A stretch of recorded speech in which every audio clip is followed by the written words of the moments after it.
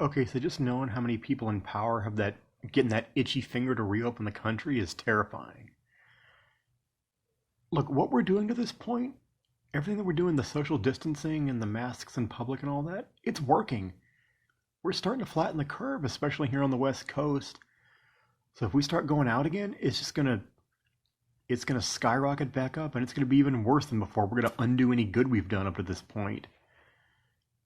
I mean, they're freaking out because the economy's grinding to a halt. So I guess profits and capitalism is more important than people's lives. I mean, that should tell you something. I mean, look, I get it. I understand. The last month and a half has been boring. It makes you certainly makes you miss even the simplest things like, going to restaurants or hanging out at people's houses. And I mean, I had a bunch of classic rock concerts I wanted to go to this summer too.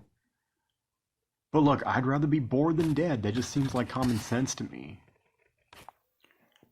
I mean, look, I'm from Florida, so like a part of my heart's always gonna love it, but that's a perfect example. I mean, like the governor Ron DeSantis, who's like, hardcore Republican. He already did reopen the beach a couple days ago, and it's like, and that's a month after like those spring breakers were all, party woohoo. You would think they of all states would want to be more careful about it.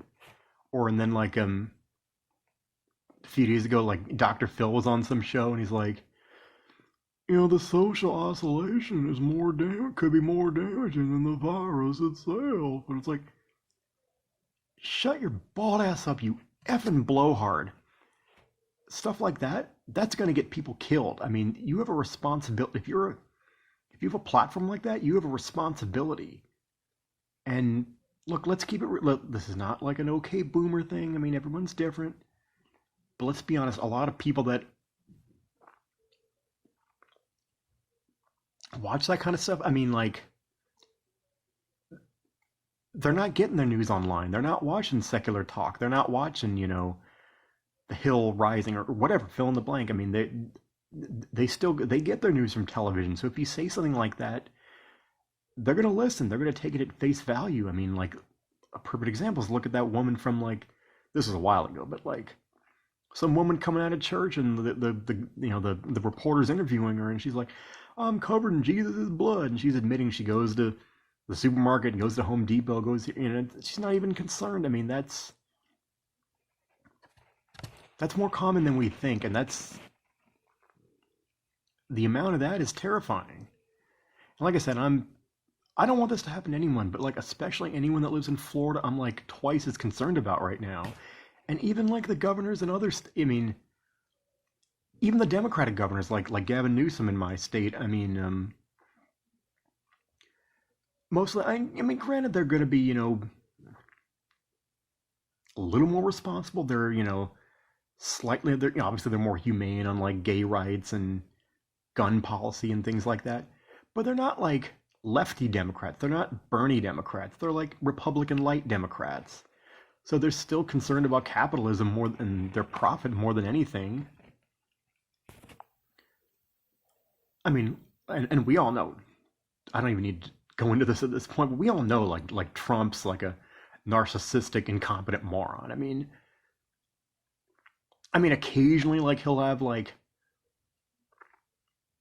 he seems like the type who like whoever the last person in his ear was, he'll listen to them, which means like once in a blue moon he'll like do the right thing if he has like. But I'm just praying like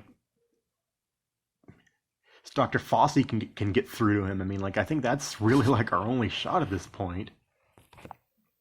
But look, if I could just say one thing, it would be even when they start lifting more bans, even if the shelter in place goes away, act like we're still in quarantine, even if we're not, and like do whatever you can to convince your parents or your family, friends, loved ones, neighbors, whatever.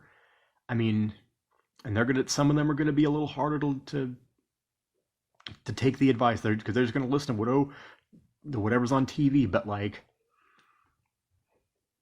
I mean, who would have? It's kind of funny. Like, who would have thought the whole dynamic would shift like this? But the most punk rock thing you can do, the most rebellious punk rock thing you can do right now is to stay home and don't listen to the orders if they lift them. I mean, if it means socializing on Skype and don't not doing anything more than takeout or going to the grocery store. Well, it is what it is. I mean, and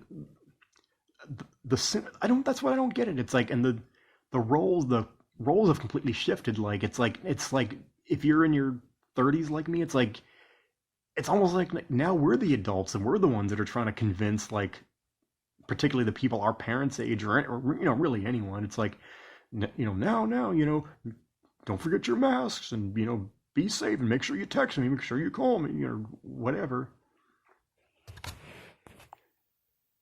But that's the main point of it all. Like, the sooner that everybody listens, the sooner we all buckle down, even if it means maybe we lose the summer, maybe this will last 3 months or 5 months.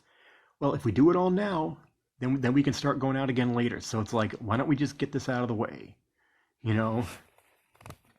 So yeah, be punk rock and stay home.